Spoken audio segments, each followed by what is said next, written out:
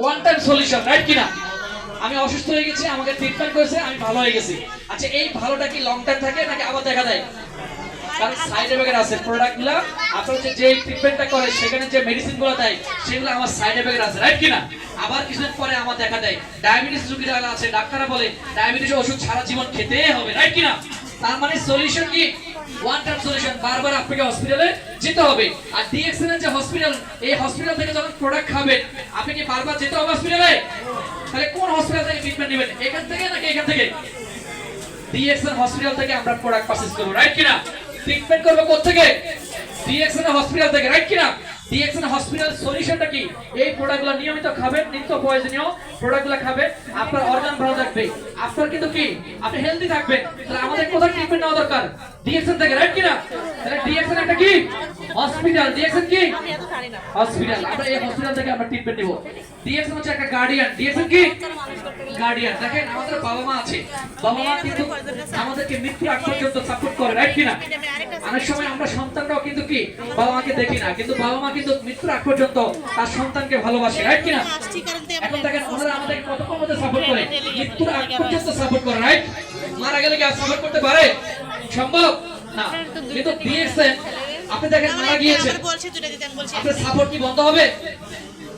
আপনি মারা গিয়েছেন কিন্তু আপনার ইনকাম আসা কি বন্ধ হবে? তাহলে ডিএক্সএন কি আপনার গার্ডিয়ান না?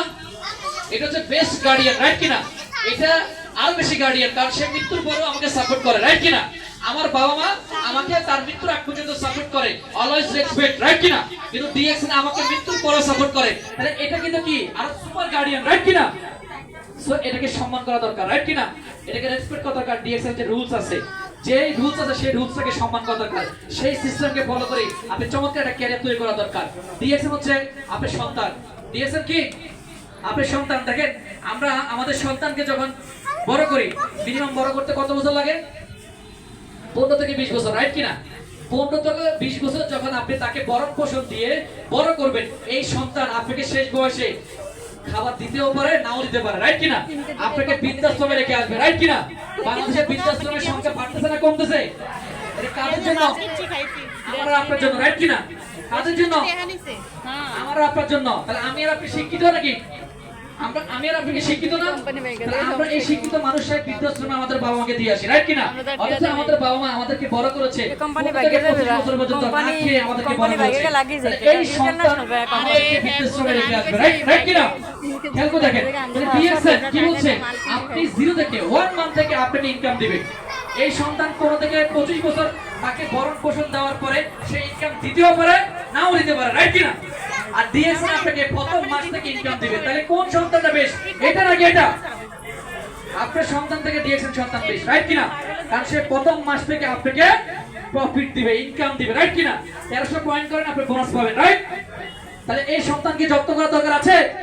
তাহলে এখানকার সন্তান কারা?